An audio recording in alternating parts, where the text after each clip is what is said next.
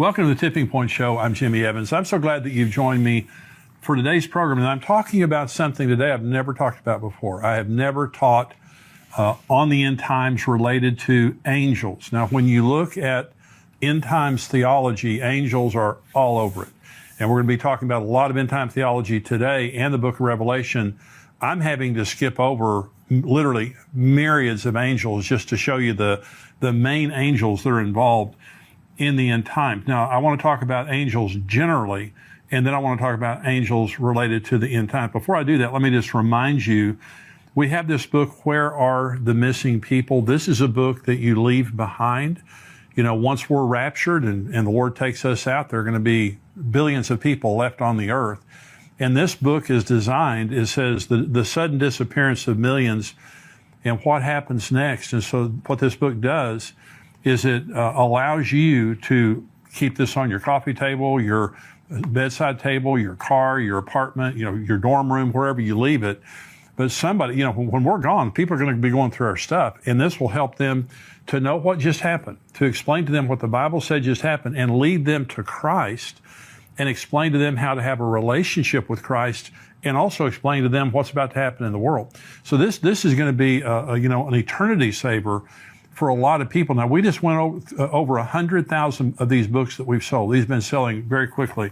And so you can go to missingpeoplebook.com and you can get a big discount there if you're buying more than one. You can buy one. You can also get it on Amazon.com. I think it's $8.95 or something like that. We have almost 1,000, and you can go on Amazon and see all of the reviews that we have. I think we have like almost 1,000 5-star reviews of this book. People are reading it, and it's blessing them, and some people are getting saved reading this book right now. So missingpeoplebook.com. And I'm saying this too right now because Christmas is coming up, and you might want to give these away to family members and things like that, just to empower them to leave it around for someone. But if they read it, I can promise you, it's going to bless them. And in some cases, it's going to wake them up to the reality of what's going on in the world. These are the testimonies that we're getting from this. Where Are the Missing People? You can get it on missingpeoplebook.com, and you can also get it on Amazon.com. But if you're buying more than one, you'll get a much better discount on missingpeoplebook.com. Let me talk about angels. One of the subjects that is very central to end times teaching is how involved angels are in carrying out God's plan. And in studying about angels in the end times, let's begin to understand who angels are and the role that they play. And so the first thing is they're ministering spirits sent to help believers and those who will inherit salvation. This is what Hebrews 1 says about angels. But to which of the angels has God ever said, "Sit at my right hand till I make your enemies your footstool"? Are they not all ministering spirits sent forth to minister for those who will inherit salvation? They're just God's servants that come into the earth realm to minister to us. And so, you know, we have angels, you know, and I'll talk about that more in just a minute. We have angels. John Lindell was on the program. He is the pastor of James River Church, and he had a very powerful encounter with an angel that healed him. The angel grabbed him. He had cancer and healed him of cancer. Psalm 34:7 says, "The angel of the Lord encamps around those who fear him and delivers them." Psalm 91 says, "Because you have made the Lord, who is my refuge, even the Most High, your dwelling place, no evil shall befall you, nor shall any plague come near your dwelling. For he shall give his angels charge over you to keep you in all your ways. In their hands they shall bear you up, lest you dash your foot against a stone. You shall tread upon the lion and the cobra, the young lion and the serpent you shall trample underfoot." Now notice both of those scriptures there, that they protect those who put their trust in God, that they fear God. They're trusting in God's protection and under God's authority. And I heard someone say one time, you know, we have guardian angels that, you know, like when we're driving down the road, they're there to guard us. But if we exceed the speed limit, that they can't go faster than the speed limit. Now, that's kind of a joke. They can go as fast as they want to go. But I do believe that there is a special presence of God, an angelic presence of God, when we're submitted to God and when we're trusting Him. And so they also escort us to heaven when we die. Now, this is Luke chapter 16. There was a certain beggar named Lazarus, full of sores, who was laid at his gate, desiring to be fed with the crumbs which fell from the rich man's table. Moreover, the dogs came and licked his sores. So it was the beggar died and was carried away by the angels to Abraham's bosom. The rich man also died and was buried, and being in torment in Hades, he lifted up his eyes and saw Abraham afar off and Lazarus in his bosom. Now, notice it says the angels carried Lazarus. It didn't say they carried the rich man. And so now I've been at the bedside of many, many believers when they died. Let me tell you, when I was a young pastor, I dreaded doing funerals, and I dreaded people dying in the church that I pastored. But when it started happening, one of the things that I noticed was the presence of God at the death of a Christian is unbelievable. It's one of the most precious things in the world, most powerful things in the world. And my father-in-law died a few years ago, very strong Christian, went to sleep and never woke up again.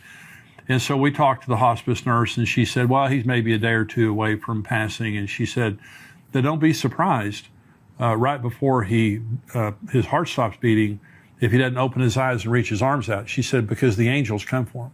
Well, if there's anyone who knows about that, it would be a hospice nurse. And she said it just matter-of-factly. Then I believed her. And so as a believer, when we pass, angels come and take us into the presence of God. And the Bible says that very clearly there. Children have angels. This is Matthew 18. Jesus said, take heed that you do not despise one of these little ones. For I say to you that in heaven their angels always see the face of my Father who is in heaven. So God evidently assigns an angel to each one of our children. And remember, up until about the age of 13, children, any child that dies goes to heaven. And so they're before the age of accountability. The angel of the Lord, sometimes when you're reading in the Old Testament, you'll notice it says the angel of the Lord, and angel is capitalized. That's Jesus. The angel of the Lord in the Old Testament is Jesus pre-incarnate, and Jesus is all over the Old Testament in his pre-incarnate form. But we're not to worship angels. And so again, Jesus isn't an angel, by the way. He's just he's over the angels. Angels are not created in the image of God. We are created in the image of God. Angels are simply ministering spirits that God created to minister on his behalf, but they are not in his image, and they will not marry Jesus. We are of a higher created order than the angels eternally. We are for a little while lower than the angels, is what the Bible says, but we are of a much higher order than the angels.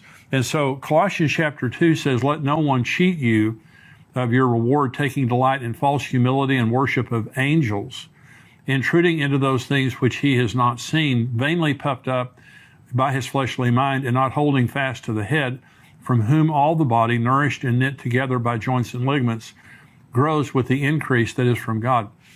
So angels, throughout the Bible are messengers and ministers of the truth, but we don't worship angels. Now, I've been a pastor for 40 years, and there was a fad that was in the church for a good number of years, maybe 5 or 10 years. And some pastors and a lot of individuals were having encounters with angels. Now, I'm sure some of them may have been true. I have never, that I know of, had an encounter with an angel. I mean, I probably have, because the Bible tells us sometimes we have encounters with angels unaware.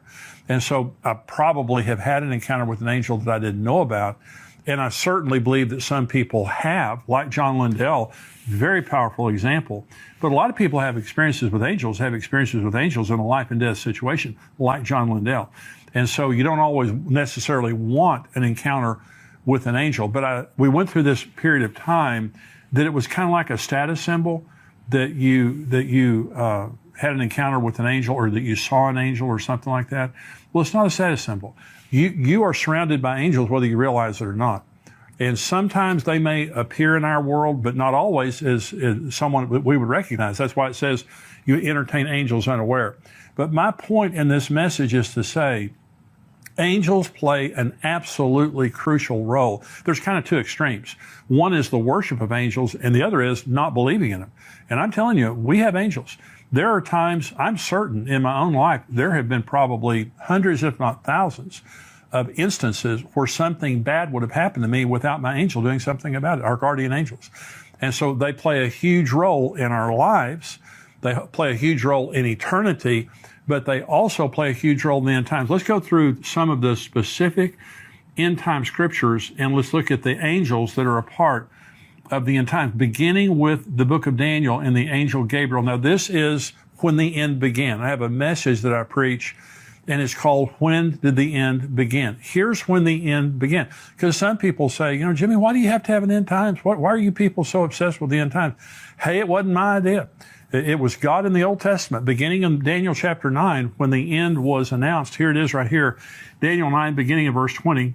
While I was speaking, praying, this is Daniel speaking. Now, while I was speaking, praying, and confessing my sin and the sin of my people Israel, and presenting my supplication before the Lord my God for the holy mountain of my God, yes, while I was speaking in prayer, the man Gabriel, whom I had seen in the vision at the beginning, being caused to fly swiftly, reached me about the time of the evening offering, and he informed me and talked with me and said, O Daniel, I have now come forth to give you skill to understand. At the beginning of your supplications, the command went out, and I've come to tell you, for you are greatly beloved.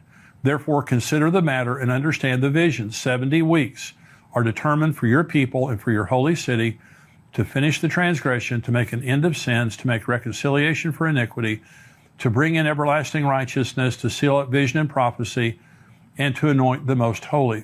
Know therefore and understand that from the going forth of the command to restore and rebuild Jerusalem until Messiah the Prince, there will be 7 weeks and 62 weeks. The street shall be built again, and the wall, even in troublesome times. Let's stop right there, because it keeps going on to talk about the abomination of desolation, the Antichrist, and all that. So Gabriel, the angel Gabriel, when it says the man Gabriel, this is the angel Gabriel flying swiftly, came to him and told him 490 prophetic years were being announced from the announcement of a command to go back and rebuild Jerusalem until the very end. There would be 490 prophetic years. Now, the first 483 prophetic years, exactly the way that Gabriel said, have been exactly fulfilled to the day.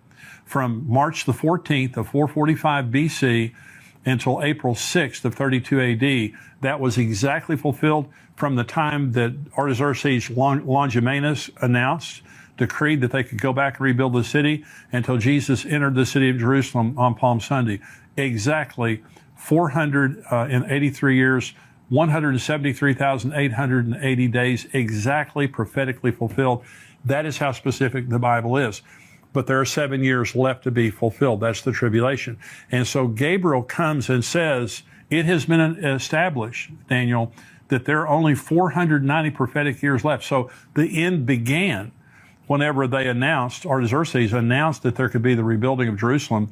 It ends at the end of the tribulation. This age ends at the end of the tribulation. But God sent Gabriel, the angel, to begin all that. So angels also announced the location of the second coming of Christ. When Jesus ascended, this is Acts chapter 1, when he had spoken these things, while they watched, he was taken up, and a cloud received him out of their sight. And while they looked steadfastly toward heaven, as he went up, behold, 2 men stood beside them in white apparel, and also said, Men of Galilee, why do you stand gazing up into heaven? This same Jesus, who is taken up from you into heaven, will so come in like manner as you saw him go into heaven. Now remember, this is the Mount of Olives, and Jesus is standing there, and he ascends from the Mount of Olives. This is Zechariah 14, speaking about the second coming. Then the Lord will go forth and fight against those nations as he fights in the day of battle. And in that day, his feet will stand on the Mount of Olives, which faces Jerusalem on the east. And the Mount of Olives shall be split in two from east to west, making it a very large valley. Half the mountain shall move toward the north and half toward the south. Then you shall flee through my mountain valley, for the mountain valley shall reach to Azal. Yes, you shall flee as you fled from the earthquake in the days of Uzziah, the king of Judah. Thus the Lord my God will come, and all the saints with you. Now, this is a parallel text with Acts 1. It's also a parallel text with Revelation 19. It says, Thus the Lord my God will come, and all the saints with him, and return to the Mount of Olives. Revelation 19 says that's where it talks about the marriage supper of the Lamb. And then it says that he returns on a white horse, and all the saints return with him. So understand this. When the rapture happens and we go to heaven for 7 years, and I'll be answering a question during the subscriber portion about the timing of the marriage supper of the Lamb. And I've got a very specific question, because some people believe that the marriage supper of the Lamb doesn't happen until the end of the tribulation based on Revelation 19. I'm going to correct that. But Jesus comes and we come with him. When Jesus returns to the earth, we literally come right up, we're looking right over his shoulder when it happens. It's going to be an unbelievable moment. But an angel is the one who announced the specific location where Jesus was going to come back in the New Testament. We'll get right back to Tipping Point in a moment, but I wanted to take a second to tell you about our sponsor, ExpressVPN. Going online without ExpressVPN is like leaving your kids with the nearest stranger while using the restroom. Most of the time it's probably fine, but you never truly know who you're trusting. What if they're a kidnapper or a serial killer? ExpressVPN creates a secure tunnel between your device and the internet. It would take a hacker with a supercomputer over 1 billion years to get past ExpressVPN's encryption. It is so easy to use. You just start the app and press one button to get protected. You can connect up to 5 devices simultaneously, and it works on all your devices. Protect you and your family today and get an extra 3 months free by visiting expressvpn.com/endtimes. That's expressvpn.com/endtimes. To stay safe and get an extra 3 months free, visit expressvpn.com/endtimes. The rapture will also occur with the voice of an archangel. 1 Thessalonians 4. The Lord himself will descend from heaven with a shout, with the voice of an archangel and with the trumpet of God. And the dead in Christ will rise first. Then we who are alive and remain shall be caught up together with them in the clouds to meet the Lord in the air. And thus we shall also always be with the Lord. Therefore, comfort one another with these words. Now, notice there it says we meet him in the air. Okay, that's the rapture. The second coming is on the Mount of Olives. Okay, that's another way to understand it. It says the voice of an archangel. Only Michael. Now, Michael and Gabriel, we believe, are archangels. Michael, we know is an archangel because the book of Jude tells us that Michael is an archangel. Gabriel, he is announced as an archangel in the book of Enoch. And now the first book of Enoch, I believe, is inspired. It's not canon. It's not the Bible. The other 2 books of Enoch are not inspired. They've already been proven to be false. Now remember, the book of Jude quotes the book of Enoch. And so you can't dismiss the book of Enoch. But I believe Michael and Gabriel, so at the rapture, either Michael, Gabriel, there's going to be the voice of an archangel there. The book of Revelation was given to John by the Lord's angel. This is Revelation 1. The revelation of Jesus Christ, which God gave him to show his servants things which must shortly take place. And he sent and signified it by his angel to his servant John, who bore witness to the word of God and to the testimony of Jesus, to all the things he saw. Blessed is he who reads and those who hear the words of this prophecy and keep those things which are written in it, for the time is near. The book of Revelation is the only book in the Bible that promises a blessing to people who read it. That's why it's so important to read it. And so, but we're told there that John was given the revelation by the angel of the Lord. The scroll with the seals that begins the tribulation will be controlled by a strong angel. This is Revelation 5. I saw in the right hand of him who sat on the throne a scroll written inside and on the back, sealed with 7 seals. Then I saw a strong angel proclaiming with a loud voice, "Who is worthy to open the scroll and to loose its seals?" And no one in heaven or on the earth or under the earth was able to open the scroll or to look at it. So again, you just see how many times that an angel is involved. I'm not finished yet. We have more to go. But you see how many times an angel is involved. And so I believe these angels are present with us right now. And I believe that, and of course, as believers, you have to understand one of the beautiful things. The instant that we're raptured, we enter into the unseen realm. We're a part of the supernatural realm. And I think it's going to be absolutely intriguing all of a sudden to be able to see myriads and myriads and myriads of angels that are around us and how they interact. But God uses angels in a profound way all the time, but related to the end times. This is another one. An angel seals the 144,000 Jews in the tribulation with the seal of God. This is Revelation 7.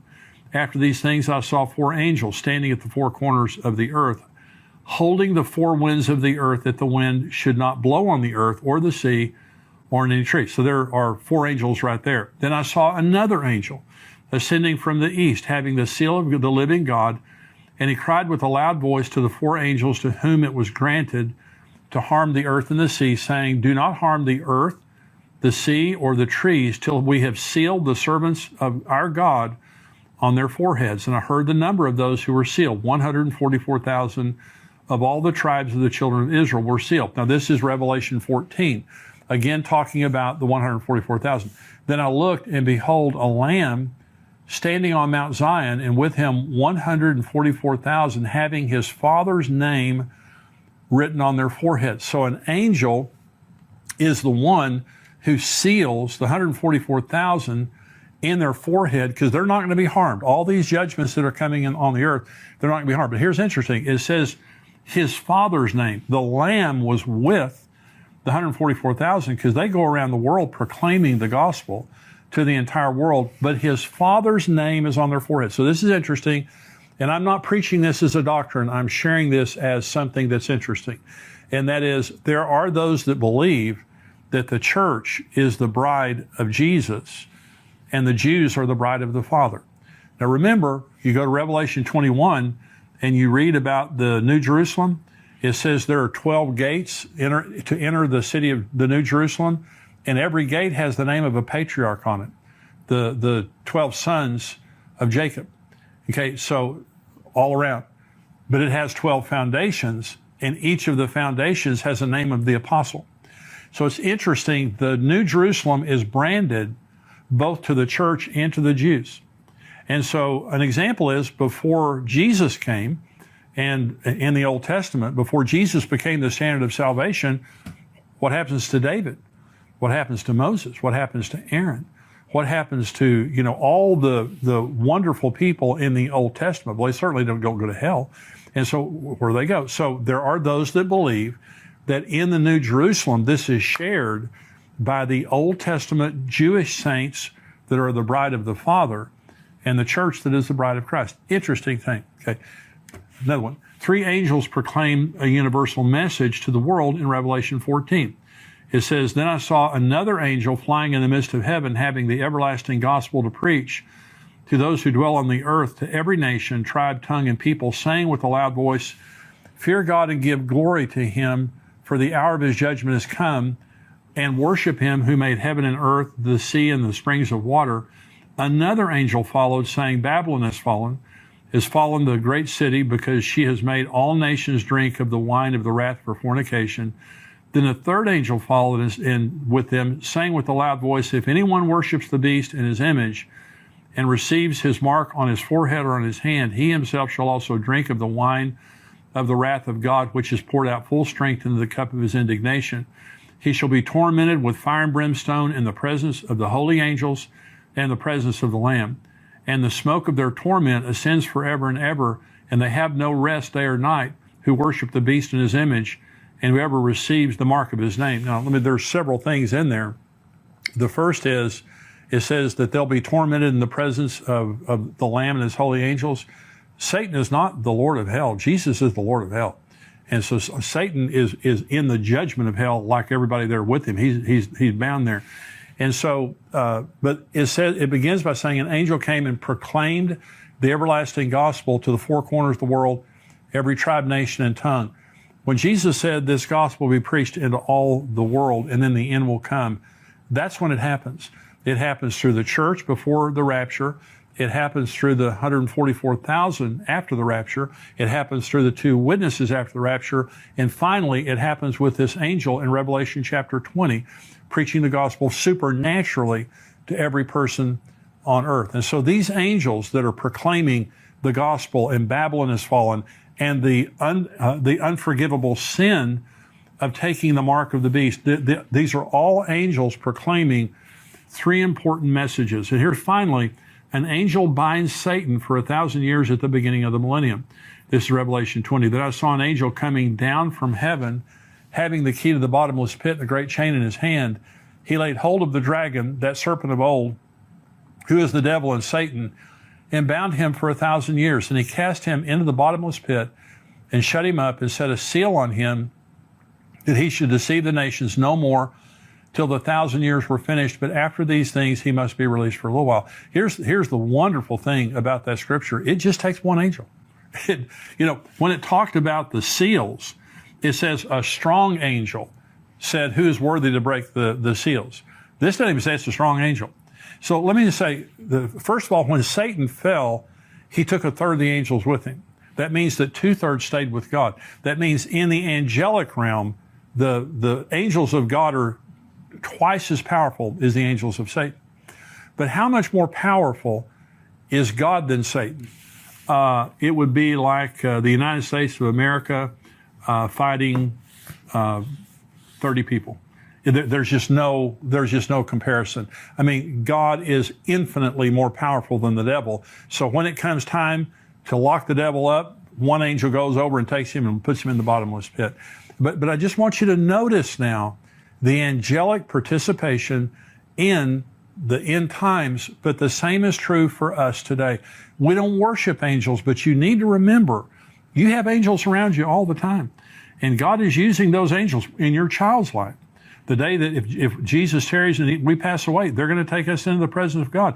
In the meantime, we have guardian angels that are with us. They're ministering spirits sent to render aid to God's elect. So when you're praying for yourself, you're praying for your family, you're praying for your children, whoever you're praying for, angels are dispatched.